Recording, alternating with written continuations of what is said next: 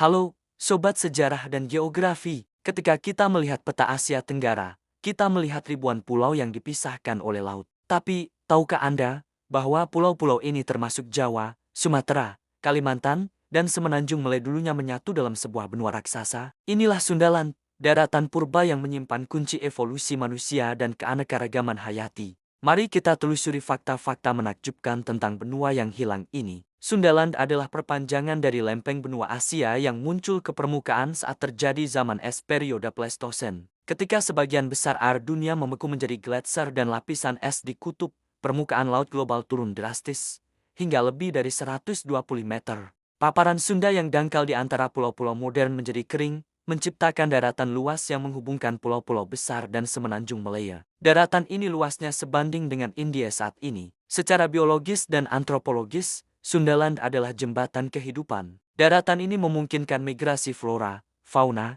dan yang paling penting, manusia purba. Inilah koridor yang digunakan oleh gelombang pertama Homo sapiens untuk mencapai Australia dan Papua Nugini, dalam migrasi yang dikenal sebagai Out of Africa. Tanpa Sundaland, perjalanan itu mustahil. Banyak spesies yang kini hanya ada di satu pulau seperti gajah Sumatera atau badak Jawa berasal dari populasi yang sama yang dulu bebas berkeliaran di hutan Sundaland. Menariknya, batas timur Sundaland bertemu dengan Laut Dalam yang kini dikenal sebagai Garis Wallace. Garis ini adalah batas geografi yang tak pernah terhubungkan oleh daratan, bahkan saat air laut surut. Inilah sebabnya mengapa komodo dan kanguru tidak pernah mencapai daratan Sundaland, sementara harimau dan gajah tidak pernah menyeberanginya. Garis ini menunjukkan betapa dalamnya laut di sana, yang memisahkan ekosistem secara permanen. Saat ini, dasar laut di paparan Sunda menjadi harta karun bagi para arkeolog dan geolog, mencari bukti peradaban yang mungkin tenggelam ketika air laut kembali naik. Sundaland bukan sekadar mitos,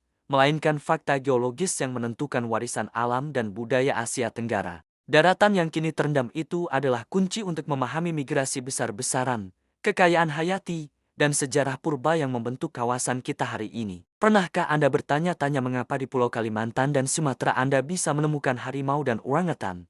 Tapi begitu Anda menyeberang ke Sulawesi dan Maluku, yang Anda temukan justru komodo, anoa, dan kakatua. Jawabannya ada pada sebuah batas imajiner yang sangat penting, garis Wallace. Mari kita telusuri penemuan ini dan mengapa garis tak terlihat ini membagi Asia Tenggara menjadi dua dunia hewan yang berbeda. Garis ini dinamai dari naturalis Inggris, Alfred Russel Wallace, yang menghabiskan 8 tahun, dari tahun 1854 hingga 1862, menjelajahi Nusantara. Wallace melakukan pengamatan yang sangat teliti di berbagai pulau, dari Singapura hingga Papua. Ia menyadari pola yang mengejutkan.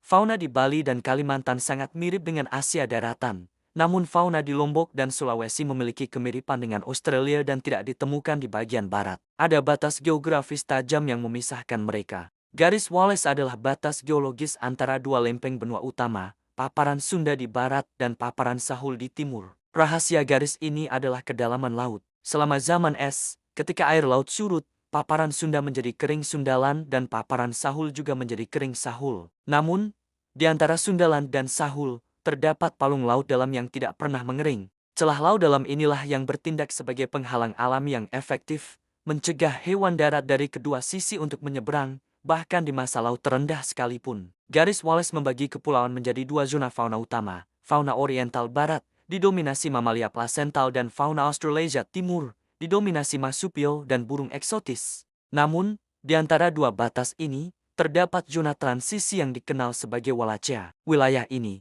termasuk Sulawesi, Lombok, dan Timor, memiliki keunikan campuran hewan dari kedua sisi, tetapi juga menjadi rumah bagi spesies endemik yang sangat unik, seperti anoa dan babi rusa. Garis Wallace adalah penemuan brilian yang membantu kita memahami bagaimana geografi memengaruhi evolusi. Garis tak terlihat ini bukan hanya batas di peta, tetapi sebuah warisan ilmiah yang menjelaskan mengapa Asia Tenggara menjadi salah satu hotspot keanekaragaman hayati paling penting di dunia.